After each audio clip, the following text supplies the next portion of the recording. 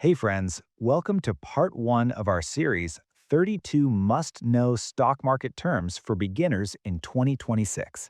If you're new to investing and feel a little overwhelmed, don't worry. Today, we're starting with the absolute basics, the 7 foundational terms that everything else builds upon.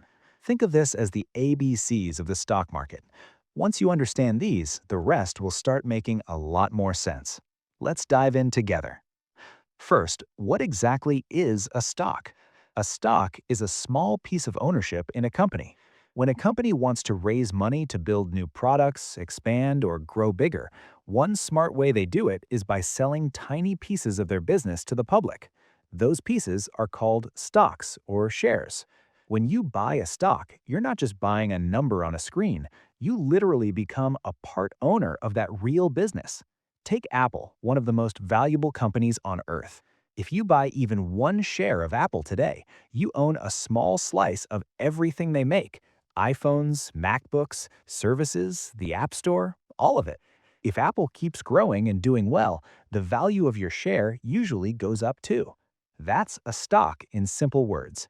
Now, not every company shares its profits with owners, but the ones that do pay something called a dividend. A dividend is a portion of the company's profits that they send directly to you, the shareholder, usually every 3 months, 4 times a year. It's like a thank you check just for owning the stock. A classic example is Coca-Cola. They are famous for paying reliable dividends. If you owned 100 shares of Coca-Cola, the company would send you a cash payment every quarter without you having to sell even one share. This is why many long-term, patient investors love dividend-paying stocks. You can get paid regularly just for holding them. Okay, so now you own some stocks, but where do you keep track of everything you own? That's your portfolio. Your portfolio is simply the complete collection of all your investments in one place, your personal investment basket. It could have stocks from different companies, ETFs, bonds, or other assets. For example, imagine your portfolio has some Apple stock for growth, Microsoft shares, Coca-Cola for steady dividends, and an S&P 500 ETF for broad exposure. That entire mix together is your portfolio. And here's why this matters. How smartly you build and balance your portfolio will decide your long-term investing success. We'll talk more about that later in the series. But wait, how do you actually buy these stocks in the first place? You need a broker, or more specifically, a brokerage account. You can't just walk into the New York Stock Exchange and buy stocks yourself. You need a middleman, and that middleman is a licensed broker. A brokerage account is the online account they give you. Your stocks are held safely and electronically there. No need for any physical certificates. In the US right now, some of the most popular and beginner-friendly brokers are Fidelity, Charles Schwab, and Robinhood. All of them offer zero commission trading, so you don't pay fees every time you buy or sell. Super easy. Download the app, open a free account, many have no minimum, deposit money, and you can start buying stocks in just minutes.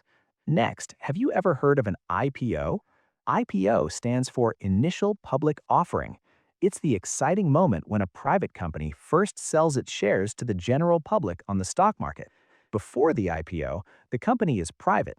Only founders, employees, and big investors own it. When they go public through an IPO, regular people like you and me get the chance to buy shares for the first time. These events can be thrilling, but they can also be risky because of all the hype. Some IPOs do amazingly well over time. Others disappoint.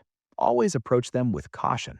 Now, here's one of the smartest and easiest tools for beginners: the ETF, which stands for Exchange Traded Fund. An ETF is like a ready-made basket. Inside that one basket are dozens or even hundreds of different stocks. When you buy just one share of an ETF, you instantly own a tiny piece of every company inside it. The most popular one in America is SPY, the S&P 500 ETF. Buy one share of SPY and you own a small slice of 500 large American companies: Apple, Microsoft, Amazon, Nvidia, and many more, all at once. Why is this so powerful? Because instead of trying to pick the single perfect stock, which is really hard, you can own a big part of the entire market.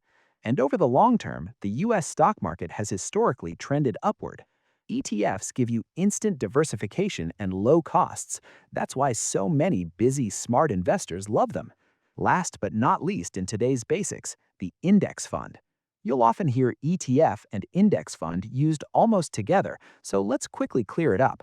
An index fund is a type of fund that simply tries to match the performance of a market index, like the S&P 500. Its goal isn't to beat the market, it's to copy it as closely as possible.